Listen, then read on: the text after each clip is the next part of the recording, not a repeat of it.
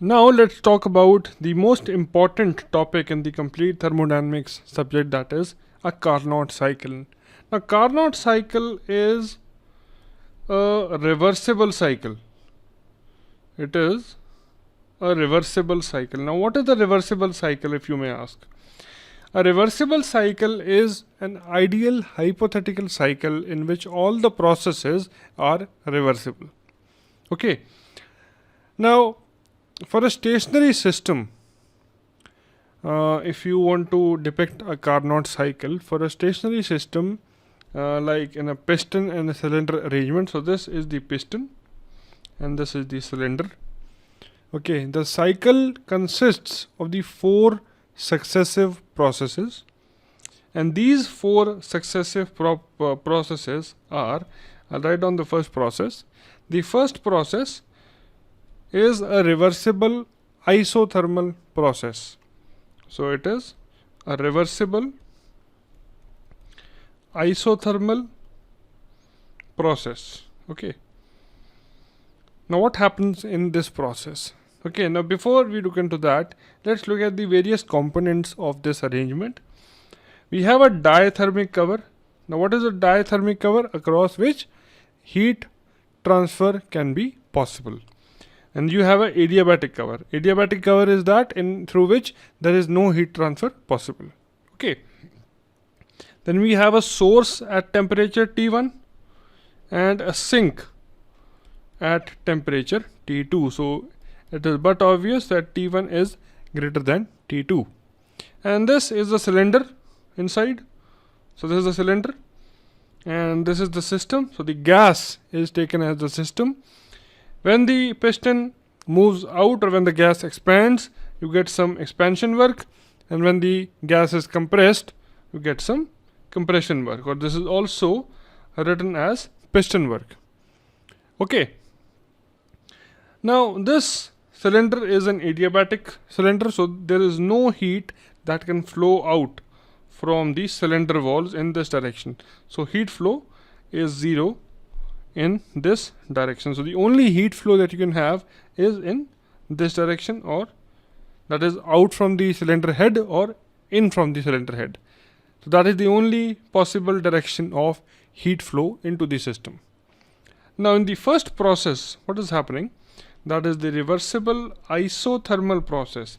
Now isothermal means constant temperature. Now in this particular process, heat Q1, it enters the system at temperature T1 reversibly. Okay, so from this T1 source, the heat enters in this, and this is heat Q1. And this is a reversible heat transfer process. And the heat transfer occurs at a constant temperature T1. And in this case, the cylinder cover is in contact with the diathermic cover.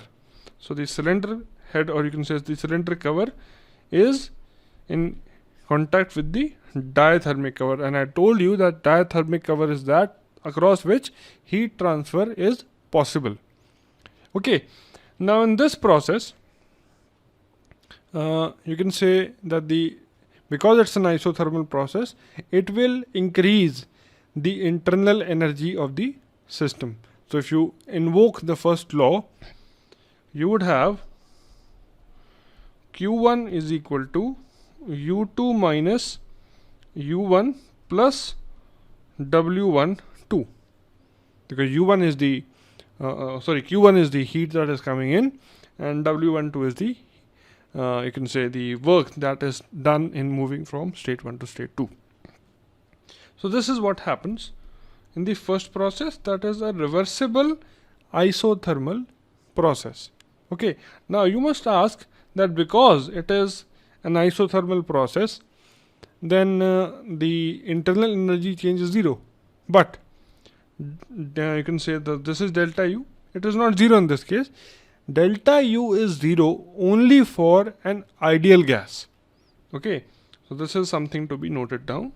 So you can say that delta U is zero, or you can say U2 is equal to U1 in the case of the first process, that is the reversible isothermal process, only for only for an ideal gas. So this is a very, very important concept to remember. Okay, now let's move to the second process. So this is the first process. The second process, don't pay attention to this diagram right now in the bottom of the screen, we'll just come to that in a moment. The second process is a reversible adiabatic process. So you have a reversible adiabatic process. Alright, now in the reversible adiabatic process, we remove this diathermic cover, we remove it, and we place this adiabatic cover on the cylinder head. Right, now what happens is, during this process, some expansion work is done by the system, but it is done adiabatically and reversibly, and at the expense of the internal energy, and the temperature of the system decreases from T1 to T2. Let's write it down. So what happens in this is, you put the adiabatic cover, in place of the diathermic cover. Alright, now what happens is, expansion work takes place.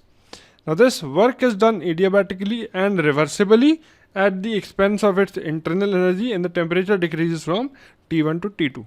So if you put, or if you write down the first law in this case, so there is no heat, which is 0. Right, the internal energy is, let us say, U3 minus U2, because this process is, let us say, from 1 to 2. This process is from 2 to 3. Now U3 minus U2 plus W23. Okay, so this is how you write down the first law for a reversible adiabatic process. Okay, so you can say, if you now come to this diagram, so this is the PV plot. There are 4 lines on this, or you can say 4 processes. So 2 processes are reversible adiabatics, alright, and the 2 processes are reversible isothermal. Alright, so from state 1 to state 2, the process is a reversible adiabatic expansion. So sorry, this is reversible isothermal expansion. So this is reversible isothermal expansion. And from 2 to 3, we have a reversible adiabatic expansion. Okay, now let's move to the third process. And the third process is a reversible, and this is from 3 to 4. This is a reversible isothermal compression.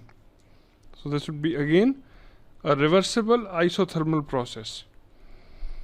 A reversible isothermal process. Now, because it is an isothermal process, we again replace the adiabatic cover by a diathermic cover.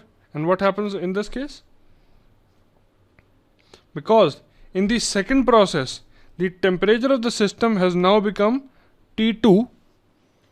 Alright, so we will have to put a diathermic wall over here, and you can say the temperature has to be maintained at T2.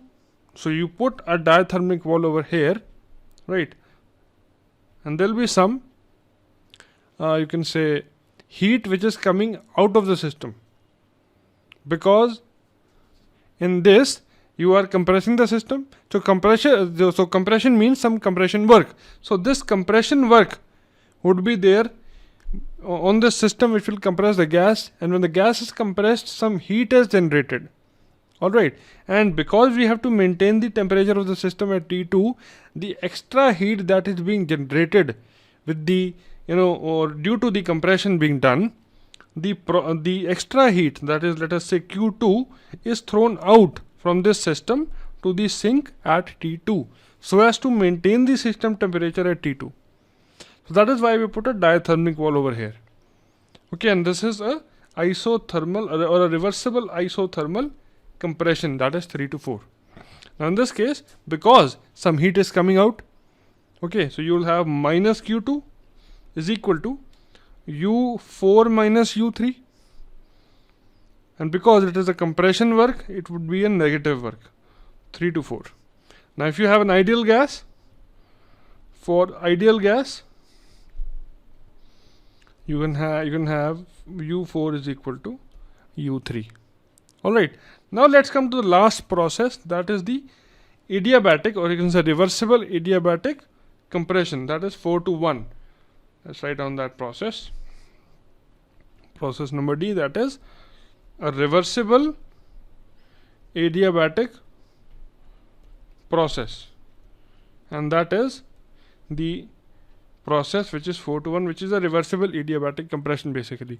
Now adiabatic means we have to again replace the diathermic cover with the adiabatic cover, and the work of compression or the piston work, that is WP, is done on the system reversibly and adiabatically, and the internal energy of the system decreases and the temperature again rises from T2 to T1.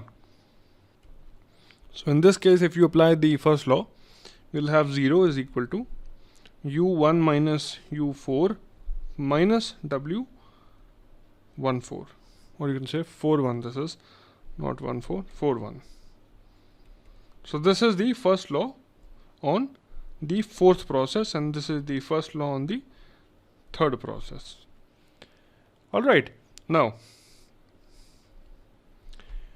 two reversible isotherms and two reversible adiabatics constitute a Carnot cycle, which is represented by this diagram. So you have two reversible adiabatics, this, and two reversible isotherms, which is this and this.